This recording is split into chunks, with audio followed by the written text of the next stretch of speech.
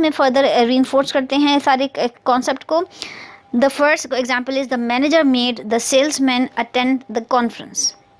The manager made the salesman attend the conference. Made followed by the simple verb form. The teacher always makes the children stay in their seats. Again, simple verb form followed by make.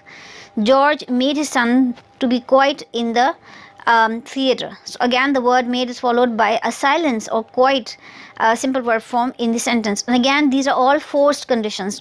A manager is forcing the salesman, a teacher is forcing their student, or a father is forcing a son to be quiet in a theater.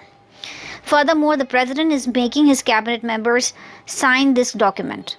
So again, this is a forced feature. It's more stronger. It's not a request or a plea whatsoever. It's a forced job get done by president from president by his members, cabinet members.